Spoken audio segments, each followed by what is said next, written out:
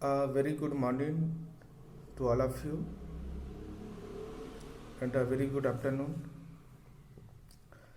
आज अक्टूबर का अंतिम महीना है। ठीक है, आप सभी का असाइनमेंट भी आ गया है। तो इन सभी को देखते हुए मैंने ये लास्ट वीडियो जो इस चैप्टर के लिए जो अनुवांशिकी वाला जो चैप्टर है, ठीक है, मुझे लगा कि एक बार थोड़ा सा ब्रीफ में इसको मैं रिवाइज करा दूं। ठीक है, क्योंकि आपके असाइनमेंट पे जो क्वेश्चंस आया है जनरली प्रैक्टिकल्स क्वेश्चन है। ठीक है, और उसको तो आप सभी पढ़ चुके हैं और मैंने उसको अच्छी तरह से बताया भी था कई कई बार, और फिर भी आपके मन में वो कन्फ्यूज़न रहेगा, क्योंकि क्वेश्चन जो है वो किताब की तुलना में उसको चेंज कर दिया है। चेंज जो किया है वो कलर बस चेंज हुआ है, रंग, पुष्प या पौधे का जो रंग, पुष्प का जो रंग है उस रंग को बस चेंज किया है। बाकी जो क्वेश्चन का जो पैटर्न जो मैंने बताया था चाहे मोनोहाइब्रिड या डाई हाइब्रिड हो जिसमें हम पढ़े हैं, उसमें ऑलरेडी मैंने इसको अच्छी तरह से बताया था। ठीक है, तो आज का ये जो वीडियो लेक्चर जो मैं आपको बताने जा रहा हूँ वो आपका जो टॉपिक है अनुवांशिकी, जो हेरेडिटी कहा जाता है। तो हेरेडिटी में अनुवांशिकी में हम देखेंगे कि जो जनक जो होता है, पेरेंट्स, जो पेरेंट्स होता है वहाँ से संतानों तक, of spring two of spring तक किस तरह से माता और पिता या हमारे जो पूर्वज, माता पिता या जो पूर्वज होते हैं उनके लक्षण किस तरह से संतान तक पहुँचते हैं। ठीक है, तो हमारा जो टॉपिक है वो है अनुवांशिकी। ठीक है, तो अनुवांशिकी पढ़ने से पहले, ठीक है, थोड़ा हम इंट्रोडक्शन देख लेते हैं। ठीक है, तो जनरली हम जानते हैं कि जो भी जीव होते हैं, ठीक है, आपसे पूछा जाए कि जीव का जो जीव होते हैं उस जीव का मेन प्रमुख मेन फीचर्स क्या होता है ना। तो कोई भी जीव होते हैं, किसी भी जीव का मेन जो फीचर्स जो होते हैं वो होता है प्रजनन करना। ठीक है, अब प्रजनन का मतलब होता है कोई भी जो जीव होता है वो अपने ही समान, ठीक है, अपने ही समान एक नया जीव उत्पन्न करने की जो प्रक्रिया है ना, क्योंकि प्रजनन कहलाता है। और प्रजनन एक अनिवार्य रूप से अनिवार्य होने वाले एक प्रक्रिया होता है। ठीक है, जो सभी जीवों में ये पाई जाती है। चाहे प्रजनन की जो प्रक्रिया है वो कई तरह से अलग अलग विधियों में होती है। ठीक है, और जब ये प्रजनन जब होती है, ठीक है, दो जीवों की जरूरत पड़ती है इसमें, चाहे वो माता पिता जो मेल फीमेल होता है। ठीक है, और मेल और फीमेल में जब प्रजनन की क्रिया होती है, अब प्रजनन क्रिया होने के फल स्वरूप, ठीक है, संतानों संतानों तक, ठीक है, संतानों तक ये पीढ़ी दर पीढ़ी चलते रहता है। ठीक है, तो उनमें एक लक्षण पहुंचता है जिसे अनुवांशिक लक्षण कहा जाता है। ठीक है, अनुवांशिक लक्षण कहा जाता है। ठीक है, और इस प्रजनन की प्रक्रिया के फलस्वरूप आपको मालूम है कि प्रजनन की प्रक्रिया किस तरह से होती है, जिनमें मेल और फीमेल, चाहे वो पुष्प की बात करें, फ्लावर की बात करें, फ्लावर में जहाँ आपका स्वपरागण या परपरागण की प्रक्रिया के द्वारा होता है, जहाँ पर पुंकेसर होता है, आपको मालूम है, जहाँ पुंकेसर उनमें मेन रोल निभाता है। जहाँ पे प्लांट में आपका जो पौधे जो होते हैं वहाँ पर मेल और फीमेल गैमेट्स भी होता है, जिसे पुमंग और चयान कहा जाता है। पुष्प में आगे मैं बताऊंगा। ठीक है, तो मेल और फीमेल किसी भी जीव जंतु की बात करें तो मेल और जो फीमेल जो होता है उनके बीच में प्रजनन की क्रिया होती है। ठीक है, तो प्रजनन की क्रिया एक्चुअली वहाँ पर जो मेल और फीमेल का जो स्पर्म और जो ओवम होता है वहाँ पर फर्टिलाइज होता है। ठीक है, और फर्टिलाइज होता है वहाँ पे जाइगोट्स ठीक है, जायगोट बनता है, आप जानते हैं। ठीक है, तो मेल और फीमेल का जो स्पर्म और जो ओवम होता है एक्चुअली वो गैमेट्स होता है। ठीक है, गैमेट्स में वहाँ पे प्रक्रिया होने के बाद वो जायगोट में कन्वर्ट हो जाता है, जिसे युग्मनज कहा जाता है। ठीक है, और युग्मनज है तो यहाँ पर आपको मालूम है स्पर्म, ओवम और सेल है। तो सेल में क्रोमोसोम पाया जाता है, गुणसूत्र पाया जाता है। ठीक है, तो गुणसूत्र में वहाँ पर जो मेल फीमेल का जो गुणसूत्र होता है एक्चुअली वहाँ पर वो बोल सकते हैं कि जुड़ता है वहाँ पर। ठीक है, तो 23 जोड़े में होता है, 46 होता है ना। तो यहाँ पर सेल डिवीजन होता है, आपको मालूम है, बताया गया था कि कोशिका का विभाजन होता है। कोशिका विभाजन होता है।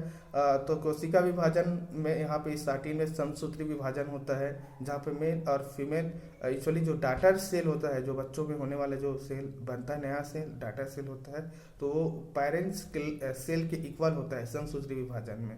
ठीक है, बाद में उसके बाद अर्धसूत्री विभाजन होता है। तो अर्धसूत्री जो विभाजन जो होता है, वहाँ पर जो डाटर सेल का जो गुणसूत्र जो होता है वो पेरेंट्स के गुणसूत्र की आधी होती है। ठीक है, तो इस तरह से इसी गुणसूत्र के थ्रू, ठीक है, गुणसूत्र के थ्रू जो अनुवांशिक जो परिवर्तन जो होता है इसी गुणसूत्र के द्वारा होता है। उत्परिवर्तन बोल सकते हैं, अनुवांशिक उत्परिवर्तन जो होता है वो गुणसूत्र के थ्रू होता है। ठीक है, लेकिन अनुवांशिक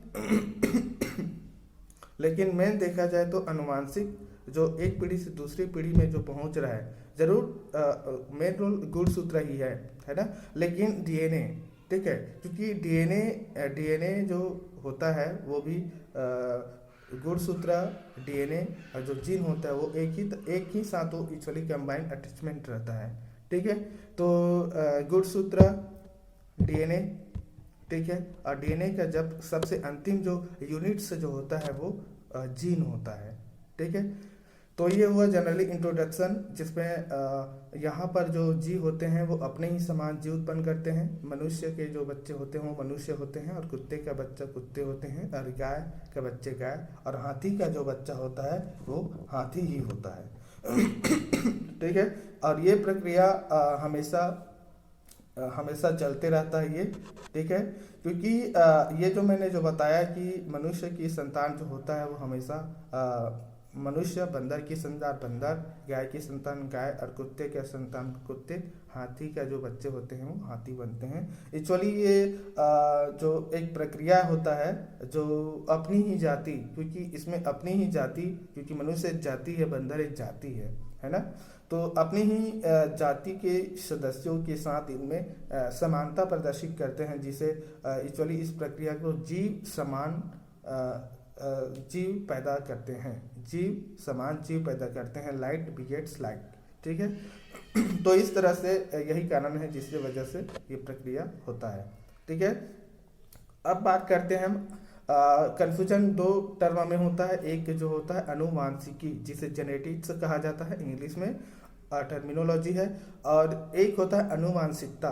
तो अनुवांशिकता जिसे हेरेडिटी कहा जाता है, ये दो वर्ड है जिनमें बहुत ही कंफ्यूज होते हैं स्टूडेंट। ठीक है, तो आपको कंफ्यूज नहीं होना है। ठीक है, अनुवांशिकी, ठीक है, अनुवांशिकी, ठीक है ना, अनुवांशिकी जिसे जेनेटिक्स कहा जाता है। तो अनुवांशिकी क्योंकि ये हम इसको जीव विज्ञान जो बायोलॉजी होता है इनके अंतर्गत अध्ययन करते हैं, है ना। तो genetics actually is a branch of science.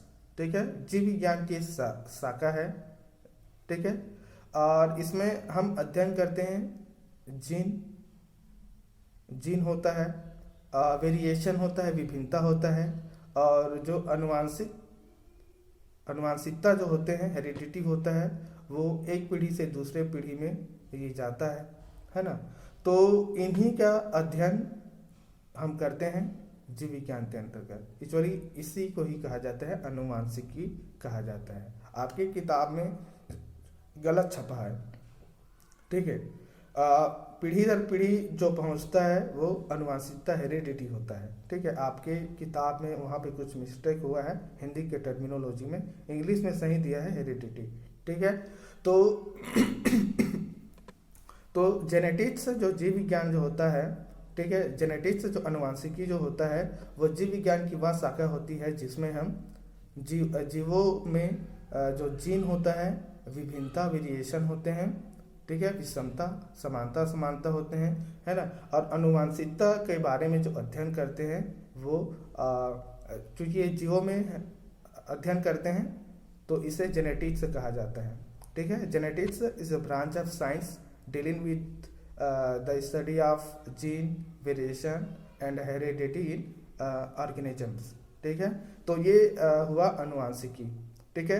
अब आता है हेरिडिटी, जिसे अनुवांशिकता कहा जाता है, ठीक है। तो अनुवांशिकता जो होता है, अनुवांशिकता हेरिडिटी कहा जाता है। तो अनुवांशिकता यहाँ पे क्या होता है कि पीढ़ी दर पीढ़ी मतलब माता, क्योंकि प्रजनन की क्रिया हुआ, ठीक है। अब प्रजनन की क्रिया के द्वारा ही मेन जो होता है वेरिएशन आता है, ठीक है। वेरिएशन प्रजनन की क्रिया के द्वारा ही प्रजनन की क्रिया के वजह से ही वेरिएशन आता है। जैसे एक ही माता पिता से जो उत्पन्न जो संतान जो होते हैं उनमें देखना आप विभिन्नता नजर आता है, असमानता। तो ये विभिन्नता मेन जो होता है वो रिप्रोडक्शन की प्रक्रिया की वजह से होती है, ठीक है।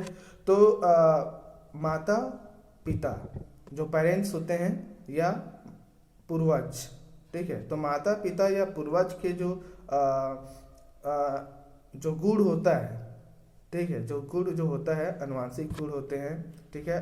तो अनुवांशिक लक्षण यहाँ पर एक पीढ़ी से दूसरे पीढ़ी में ये पहुँचने की जो प्रक्रिया है या पहुँचता है, जो ट्रांसफर होता है, ठीक है, उसे ही कहा जाता है आपका अनुवांशिकता कहा जाता है, ठीक है।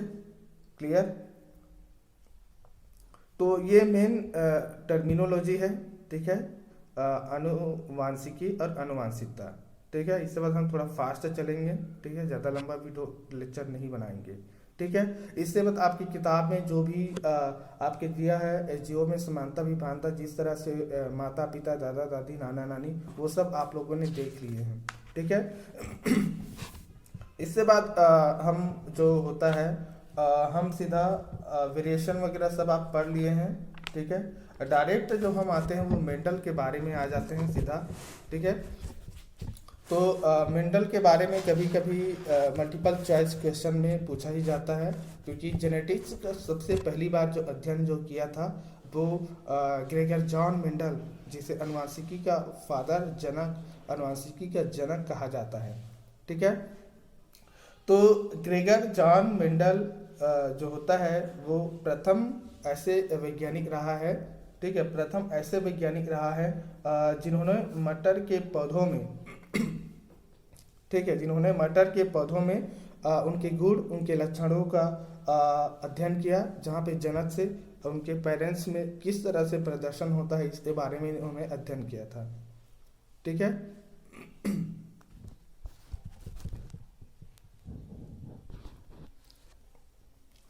तो ग्रेगर जॉन जो मेंडल है इसका कभी कभी जन्मदिन पूछा जाता है। तो ग्रेगर जॉन मेंडल के बारे में याद रखना कि 22 जुलाई, ठीक है, 22 जुलाई 1822 को इनका ऑस्ट्रिया जो कंट्री है ना, ऑस्ट्रिया के जो देश है वहाँ पर उनका जन्म हुआ था। ये पादरी रहे हैं, उस जो चर्च जो होता है, मठ शब्द यूज किया जाता है, तो मठ या जो चर्च होता है वहाँ पर वो पादरी रहा है, ठीक है। और पादरी रहते रहते उनके चर्च में जो गार्डन था, जहाँ पे मटर गार्डन पी, कभी कभी क्वेश्चन में आ जाता है कि मेंडल ने किस प्रकार के पौधे का अध्ययन किया था, तो गार्डन पी याद रखना, पाइजम सेटाइमम कहा जाता है साइंटिफिक नेम है इसका, ठीक है। तो पाइजम सेटाइमम का जो गार्डन पी है उन्होंने वहाँ पर कई बार अध्ययन किया था, लगभग 10,000 टाइम्स इन्होंने 10,000 टाइम्स इन्होंने अध्ययन किया, ठीक है। अध्ययन कंप्लीट होने के बाद इनकी जनरली इनकी मृत्यु हो गया इनका, ठीक है, इनका मृत्यु हो गया, ठीक है। ये लगभग कई सालों तक इन्होंने अध्ययन किया, लगभग 12 वर्ष तक इन्होंने अध्ययन किया था, लेकिन इनको सफलता प्राप्त नहीं हुआ था, ठीक है। सफलता न प्राप्त होने के कई कारण हैं, क्योंकि ये जो समकालीन रहा है, जो डार्विन था, चार्ल्स डार्विन जो रहा है, चार्ल्स डार्विन और जो मेंडल है वो समकालीन रहा है। तो उस समय डार्विन जो वाद है वो सबसे ज़्यादा प्रचलित रहा है, जिस वजह से मेंडल को उतनी सफलता नहीं मिली, है ना। तो उनकी मृत्यु के बाद 1900 ईस्वी के बाद में उनके 3 और साइंटिस्ट रहे हैं जिन्होंने इनके कार्य को आगे बढ़ाया और उनको ये सफलता प्राप्त हुई। ठीक है, तो 1900 ईस्वी में 3 वैज्ञानिक जो थे, जो डीवरिच पहला साइंटिस्ट थे, कार्ल कॉरेंस सेकंड साइंटिस्ट, और जो तीसरा जो साइंटिस्ट है वो है एरिक वॉन शेरमार्क। ये जो 3 साइंटिस्ट हैं जिन्होंने ग्रेगर जॉन मेंडल के जो कार्य थे उसको आगे निष्कर्ष तक पहुंचाए, है ना। और इस तरह से उन्होंने मेंडल के जो वंशागति, जो इनहेरिटेंस, जो नियम जो थे मेंडल्स नियम लॉ, इसको पूरा उसको रिस्पेक्ट दिया गया है। ठीक है, तो ये हुआ जनरली मेंडल के बारे में। ठीक है, इसके बाद हमारा टॉपिक जो आगे जो बढ़ता है वो ये है कि जो मेंडल जो थे उन्होंने मटर के जो पौधों में ही हाइब्रिडाइजेशन संकरण क्यों कराया। ठीक है, तो सबसे पहली बात याद रखना कि क्योंकि सफलता मेंडल को जो आनुवंशिकता संबंधी जो नियम में जो सफलता प्राप्त हुआ है, एक कारण ये भी है कि मटर के पौधे के उन्होंने चयन किया, जिससे वजह से इनको मेन सफलता मिला है।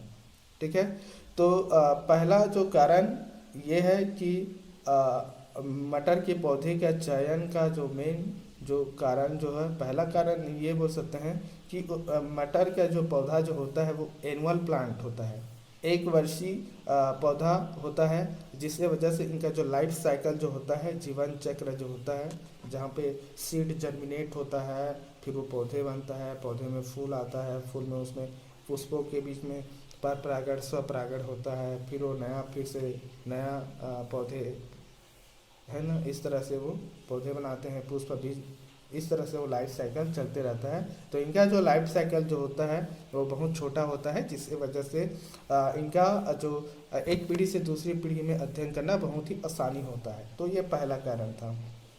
ठीक है, और सेकंड कारण ये है कि जब संकरण जब होता है, एनुअल प्लांट है तो बहुत सारे इनकी जातियाँ मिलती है, तो संकरण जो होता है वो बहुत आसानी से हम मटर के पौधों में जो पर परागण जो होता है वो बहुत ही आसानी से करा सकते हैं। पर परागण में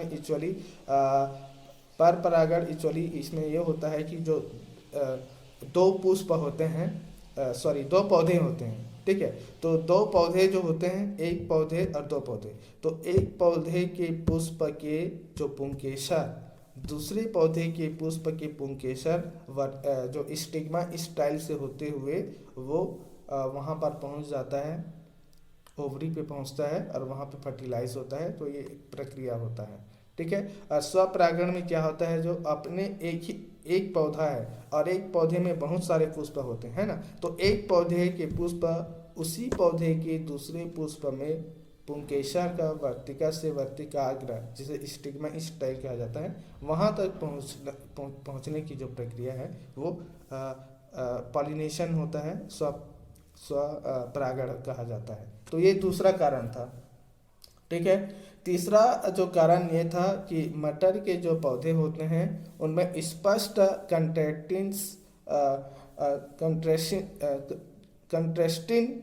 कंट्रेस्टिंग कैरेक्टर्स दिखाई देता है, अपोजिट कैरेक्टर बोल सकते हैं, विपरीत लक्षण कहा जाता है।